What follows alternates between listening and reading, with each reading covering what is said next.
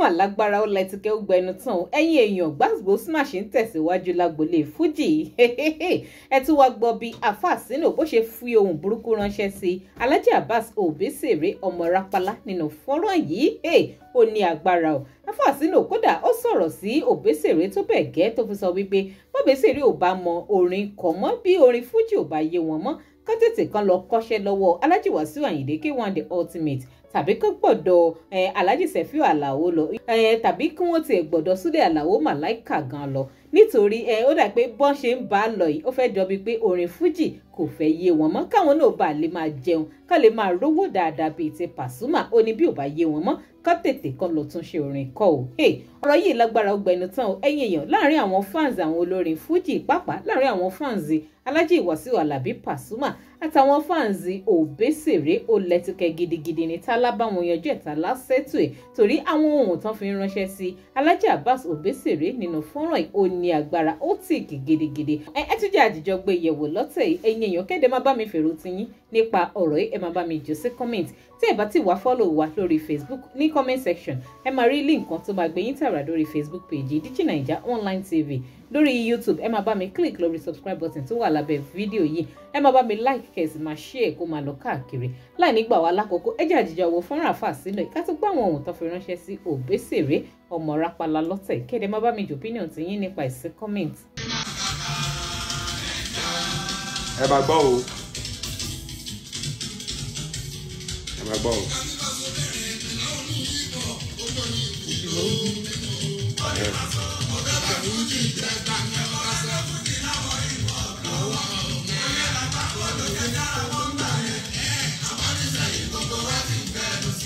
ẹ gbọ́ bẹ́ẹ̀ ẹ gbọ́ dáadáa ẹ máa ń gbọ́ dáadáa.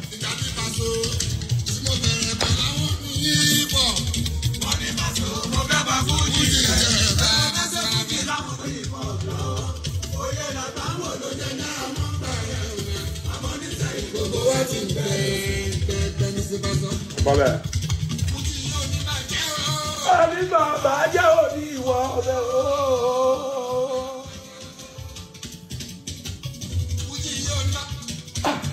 Àbí bàbá jẹ́ òní ìwọ ọbẹ̀ ooo.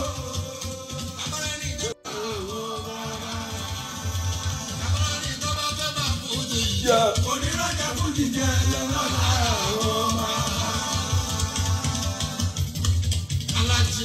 gbọ́kàn tó sọ mẹ́ ṣe rí Paso sọ̀rọ̀ kan mẹ́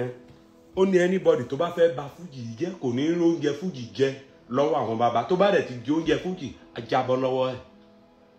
ìgbà tí Paso ẹ̀yìn náà mú tuntun wá ká gbọ́ ìgbà tí Paso bẹ̀rẹ̀ pẹ̀lú àwọn hip hop gbogbo àwọn ní fújì ló ń bínú o wọ́n ní Paso wọ́n ní mo fẹ́ bà fújì jẹ wọ́n ní mo fẹ́ gbé fújì láwọn ní hip hop lọ́wọ́ àìgbọ́ Yorùbá mi gan mo ní láti lọ sí Èkó kí n lọ kọ́ Yorùbá díẹ̀ tí bá fi lè mọ orin wà lẹ́nu mi gbórin nǹkan tó wà lẹ́nu mi tí mo kọ́ ni mo ronú bí mo ṣe bẹ̀rẹ̀ omijé bọ́ ìgbà tí mò ń logo kọ̀rọ̀ tá ti já gbangba nira kí má gbórin yẹn síta fún àwọn ohun ló kù Yorùbá ní mi gbọ́ orin wà ẹ̀yin náà ẹ gbà pé Paso fújì gangan ní Paso ìgbà tó bẹ̀rẹ̀ pẹ̀lú àwọn ní pop ẹni Paso fẹ́ gbé ẹ̀yin náà ẹ ṣe tuntun Obesuya ṣe tuntun kí ló ṣe ọ̀rọ̀ mà yẹn jò wọn rí kankan lẹ́yìn yẹn tó kúkú mú tó wọn rẹ́ ní bọ́ọ̀dì lẹ́yìn yẹn tó kúkú mú sáàlì tó ló fi kọrin tó ń jásẹ̀ mọ́lẹ̀ ó wá sí Ondo State ó ń kọrin sẹ́yìn ìlú gẹ́gẹ́gẹ́gẹ́gẹ́gẹ́gẹ́gẹ́gẹ́gẹ́ ayé ò sí bẹ̀ yẹn mọ́ Paso play bẹ̀ yẹn mọ́ kẹwàá kọ́ṣẹ́ orin lọ́dọ̀ ṣéwù lẹ́ni kẹwàá kọ́ṣẹ́ orin bọ́n ṣe ń ṣe lẹ́ni kẹwàá kọ́ jorin kíkà ń fọlò ìlú a máa lọ lọ́tọ̀ gbogbo a máa lọ bọ́ba orin kó kọ́ ẹ lórin lọ bá Saheed tójú bá ń tì ẹ́ tó bá ń wò pé Pasuma o pé o fẹ́ bá Pasuma o torí bó ṣe jó òun lẹ máa ń lé mọ́ yìí lọ bá ọmọ mi Saheed lọ bá kó kọ́ ẹ lórin ọmọ ìlú kan náà nìyí kó kọ́ ẹ lórin Obesuya ó kọrin tí bá gbẹ lólórin tó bá kọrú yẹn máa gbowó mi padà lọ́wọ́ ẹ gbẹgbẹgbẹgbẹgbẹgbẹgbẹ mo wò pé kí lè kọ yìí Samani yìí orin tó ń kọ báyìí tó bá fẹ́ kọ́ṣẹ́ orin báyìí tó o bá ti lọ bá tó bá ti lọ bá King Dr. Wasiu King of Music Wasiu K1 tó bá lò lọ́bẹ̀ ó lọ sọ́kọ́tà torí ó ti pẹ́ tó ti ń bínú bàbá ní bàbá tó bá lò lọ síbẹ̀ lọ sọ́dọ̀ ànábì lọ́mọ́lé lọ kọ́ṣẹ́ orin sìn tó bá lò lọ́bẹ̀ lọ sọ́dọ̀ Òṣùpá Saidi lọ kọ́ṣẹ́ orin bẹ̀ tó bá lò lọ́bẹ̀ lọ sọ́dọ̀ ọmọ mi Màláìkà lọ kọ́ṣẹ́ orin bẹ̀ tó bá lò lọ́bẹ̀ lọ sọ́dọ̀ ọmọ mi ọmọ oko original senior mi lọ́mọ oko lọ síbẹ̀ kó lọ kọ́ṣẹ́ orin ìyẹn tó jẹ́ gẹ́gẹ́gẹ́gẹ́gẹ́gẹ́gẹ́gẹ́ òun ṣeré yẹ̀pẹ̀ òun ṣeré dáadáa ẹgbórin yẹn lẹ́ẹ̀kan sí kẹ́lẹ́ mọ̀ pọ́pọ́ lọ́wọ́ àánú orin yẹn mo lọ́lọ́ fẹ́ ṣá gbogbo ọ̀tá Pasuma kúrò ńlẹ̀ wọn ní wọ 2025 unless tẹ bá túbá àbórí ń ta yín ìkan tiẹ̀ ń wá ó ń gbà ó ń advice mi láti bí ìmúra tó kọ́ fi advice mi ìmúra ẹ̀ kọ́kọ́ fail mi ní dá lóhùn mi ní fún ẹ lésì mi ní sọ̀rọ̀ torí kí ni ìzálùkálùbù láàyò ṣe kàyéǹdà nàbá fàzárì wìláyà mìlẹ̀kìyàmá ti yẹn báwò àwọn afá ló sọ bẹ́ẹ̀ ó ní ìzálùkálùbù ajá láàyò ṣe kàyéǹdà nàbá yìí tó ń gbó tí ò lè gé ẹjẹ fàzárì wù fílẹ̀ ìláyà mìlẹ̀kìyàmá ti yẹn báwò lọ́jọ́ àlùkìyàmá kó máa gbó ìwọ ò sínú ẹni tọ́lọ̀ ń tọ́ka sí ò ń sọ̀rọ̀ mọ́ wá dá lóhùn ó wá fi píkọ̀ mi sókè àánú ẹ̀ ń ṣe mí ẹ gbọ́ Pàṣọ yẹn lẹ́ẹ̀kan sí Ọlọ́run Pàṣọ ló kọ́ mi ó lè ṣe báyìí ó lọ mo ti ń jọ Pàṣọ ká.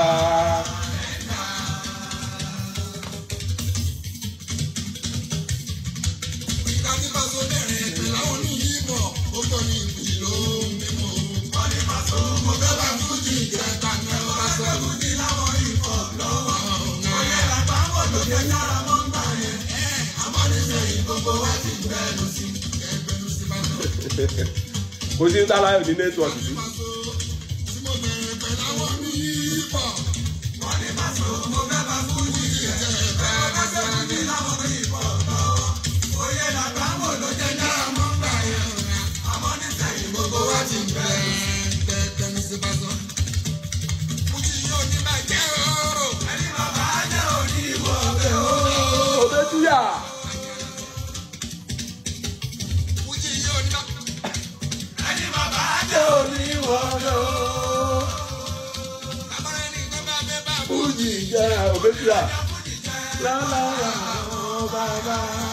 Obesia oníṣèrè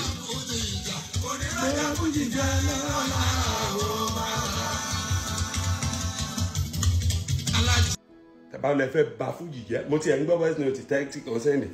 ní fújì ò lè tò tí ò bá tò lójú ẹ mo bẹ Ọlọ́run tó bá láàrin àwọn onífújì ò ní tò kó tò lẹ́yìn ẹ mandala kì í ṣe pé tó bá ti wà láyé tó bá láyé ò ní tòrò Ọlọ́run ò kó tò lẹ́yìn irú ẹni bẹ́ẹ̀ àárín fújì ó ti tò àwọn tó ń kọrin gangan tó ṣe tọlọ́run ẹ̀yin náà sí ibi náà ọ̀tọ̀ ni tiyín àwọn tọlọ́run ọ̀tọ̀ ni tiwọn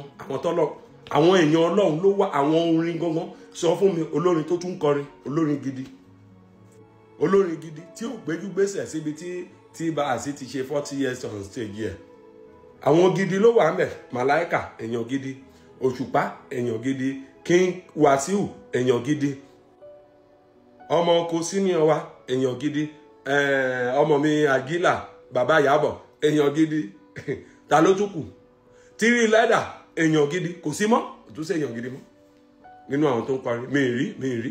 torí èèyàn gidi èèyàn tí ò bá jẹ́ ọ̀tá Ọlọ́run ó gbúdọ̀ kọ́ ọ̀sẹ̀ ẹbẹ̀ jọ́nà ó gbúdọ̀ kọ́ ọ̀sẹ̀ ẹbẹ̀ ìwọ tó kọ́ ẹsẹ̀ mò ń bọ̀ mí tí ì dé eléyìí kan sọ̀rọ̀ ó kírun sórí bí ìgbà tẹ ilé ẹyẹ ó advice mi láti bí ìmúra ẹni àti ìwọ kọ́kọ́ fèlì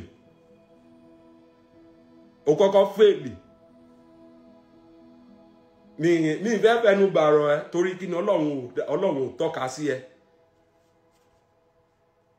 mo dẹ̀ fẹ́ gbà yín mọ̀ràn ẹ̀yin tẹ́ ń ṣe kíní tẹ́ ń support anybody ẹ dúró dédé ogun tó wà nù fújì ju ogun lẹ́yìn tẹ́ ń gbé kwẹ́kwẹ́ ẹ̀yẹn lọ tó o bá mọ Ọlọ́run má dá sọ̀rọ̀ yìí mo ti sọ fún Ọlọ́run tẹ́ bá lẹ̀ ń gbọ́wọ́kọ́wọ́